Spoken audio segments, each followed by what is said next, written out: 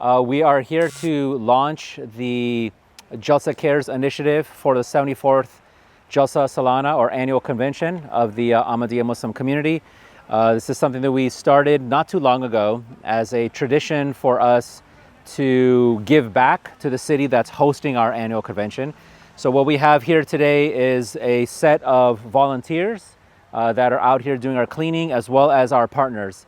I will be introducing a few different folks that will come up here and say a few words around why we're here, the partnership between the Ahmadiyya Muslim community and some of our esteemed partners, such as the Mayor's Office, the City of Richmond broadly, the American Red Cross, RVA Fridges communities. And so what we wanted to do is give everyone an opportunity to come up and speak to what it is that we're doing here on this beautiful and not too hot day today. First, I'm going to introduce the National Secretary of Public Affairs for the Ahmadiyya Muslim community. His name is Amjad Mahmood Khan. He's from LA. He flew in just to be part of this convention, and he'll say a few words about the Jalsa Cares initiatives as well as the community that we represent. Amjad? Yeah. Right. Okay. There you go. Okay. Assalamu alaikum. Greetings of peace. It is such a privilege and an honor to be here in the city of Richmond. It's my first time here in this beautiful city. On behalf of the Ahmadiyya Muslim Community USA, I extend our heartfelt greetings to all of you who are here. We are here in this really serene, idyllic surrounding. This is Pony Pasture Park. This is the James River right behind us. And I'm flanked with some really amazing people from this city. Beginning with the city of Richmond's mayor, who has been, and the entire office of the mayor, who has been incredible to partner with us to give back to the community. We are one of the oldest American Muslim communities. We celebrated our centennial just a few years ago, so over a century of service in America. The Ahmadiyya Muslim community, as Haris mentioned in his opening, has a unique distinction. We are a community that has, though persecuted in some parts of the Muslim world, many of us are immigrants or children of immigrants who fled that persecution and came to America. And yet we've had an incredible track record of engagement and freedom here in America, and we don't take that for granted. We are Muslims who believe in Hazrat Mirza Ghulam Ahmad. That's the founder of our community. The Ahmadi Muslim community believes Hazrat Mirza Ghulam Ahmad as the promised Messiah, someone who came to end religious wars, to reinstitute morality, justice, and peace, and to practice the true and peaceful teachings of Islam. And so the Ahmadiyya Muslim community has over 60 chapters in America. We have about 25,000 in the United States, and this is our 74th annual convention. The first one was in Dayton, Ohio in 1948, and we chose Richmond this year. This was a big decision for our community because we held this convention in Harrisburg, Pennsylvania for 12 or 13 years, but we have a large concentration of our community in and around this area, particularly in Virginia. We have almost 2,000 members of our community. We have a chapter here in Richmond, a small chapter that's been working very diligently in the community, and we just were welcomed by the city, and we're holding it at the Richmond Convention Center, and 8,000 people from 30 states will be traveling, children, young and old, men, women, children, all coming to be a part of what we call Jalsa. Jalsa Salana means annual gathering. It's a spiritual gathering. And the first one was held in 1891. There were 75 people in a small village of Qadian, India. And now there are over 75 Jalsas all over the world. And tens of thousands of people attend this event. It's really about tightening the bonds of brotherhood and sisterhood. But most significantly for us, it's about service. It's about giving back to our community.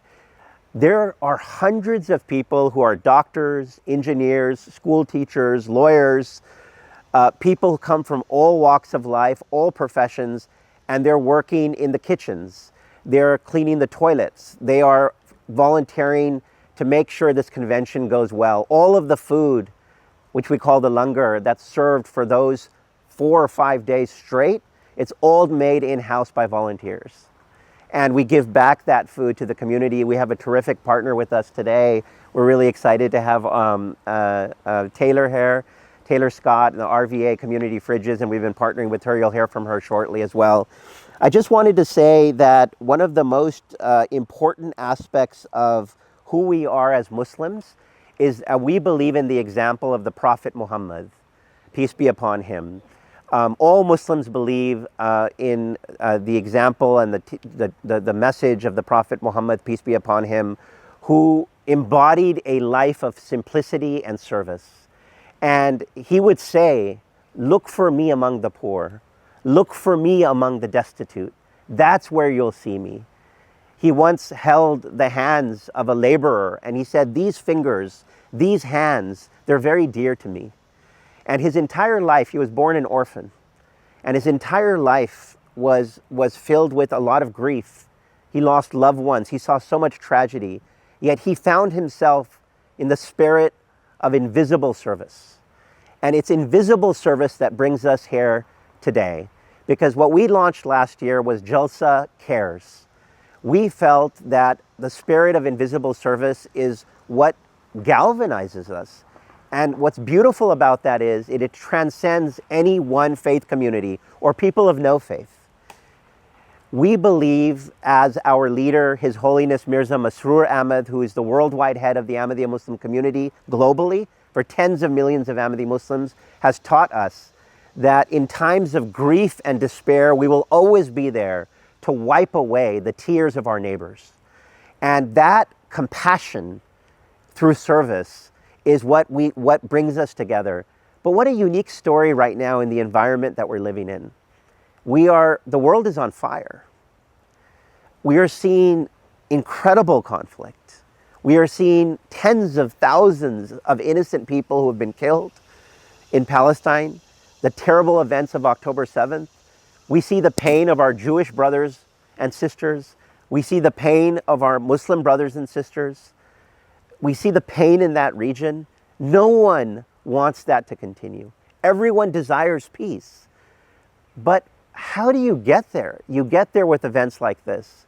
Because here right now, we have people of all faith communities who have rolled up their sleeves, put on a Jalsa Cares vest, and we're serving.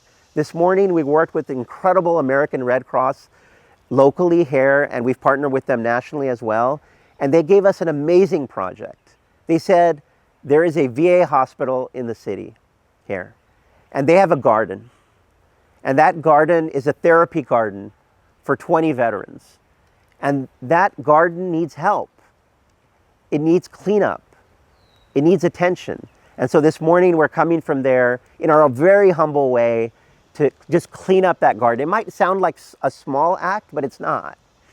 Because it's Muslims and Christians working in the best spirit of their faith. And I think that is the story of America.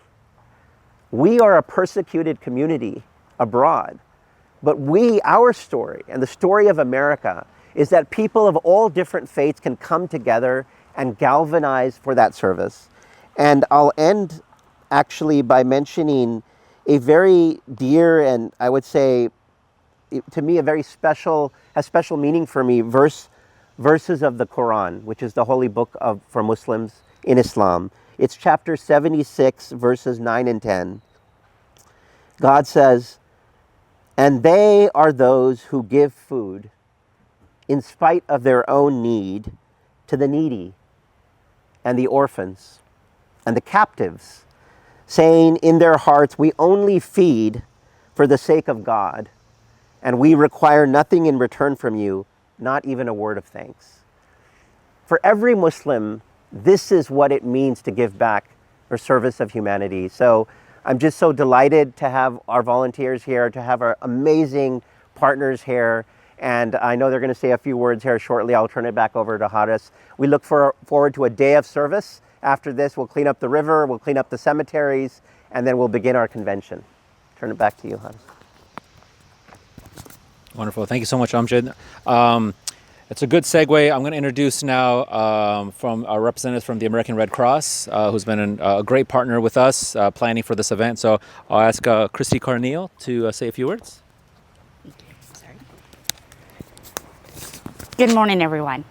We just want to say we're so thankful for the support of the Ahmadiyya organization. We have, like he said, we have a partnership at our national level where for years they have hosted a blood drive, and we know that every collected unit of blood helps to save up to 3 lives. So think about the hundreds and thousands of lives that has potentially saved over the past 20-some years.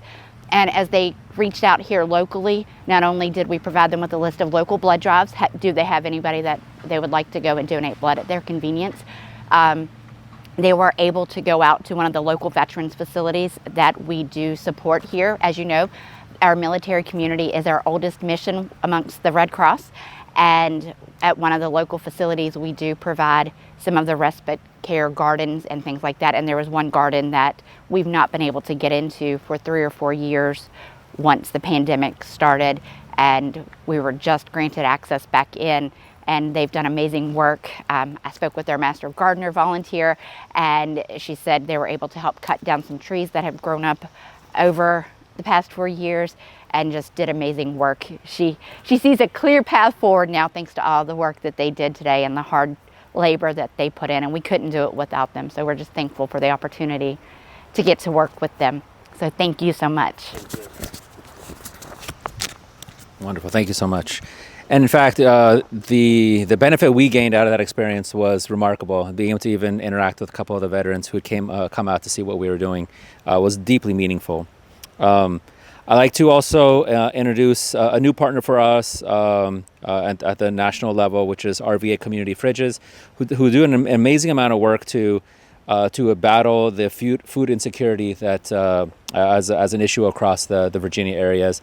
And so we have Taylor Scott here that I'd like to introduce and ask her to say a few words about her organization as well as our partnership today.